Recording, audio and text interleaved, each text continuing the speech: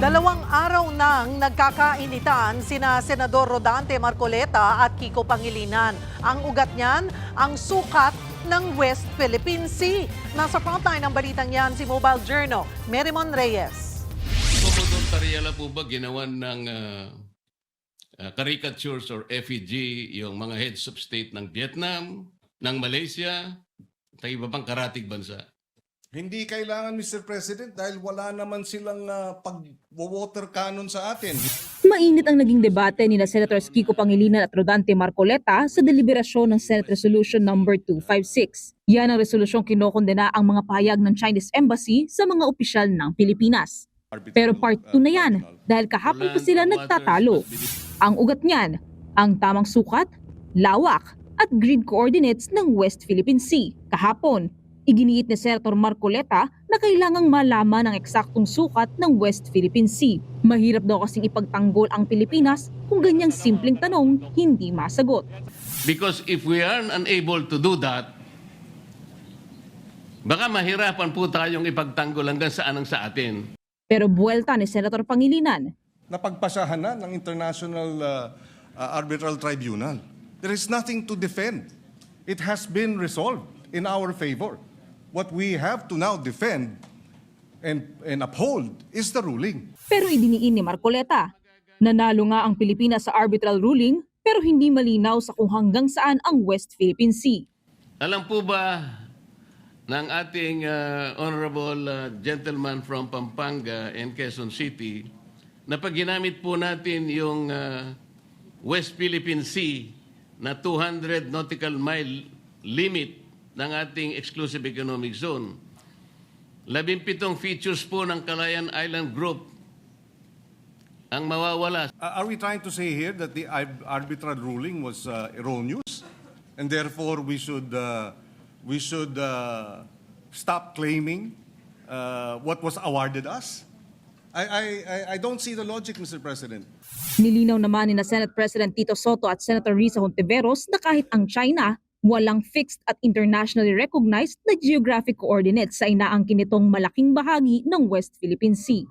Pero muling naulit ang debate ni Pangilinan at Marcoleta kanina. Hirit ni Marcoleta, may iba rin namang bansang nakakairingan ng China pero hindi umabot sa punto ng iringan nito sa Pilipinas.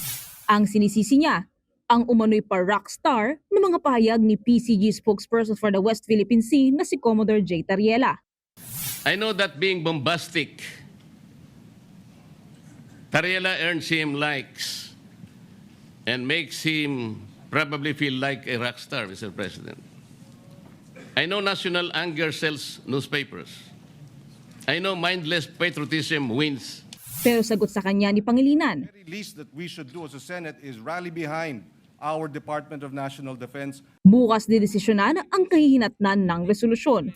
Pero hindi lang sa Senado nagkakainitan sa issue ng West Philippine Sea, kundi pati sa House Plenary kahapon.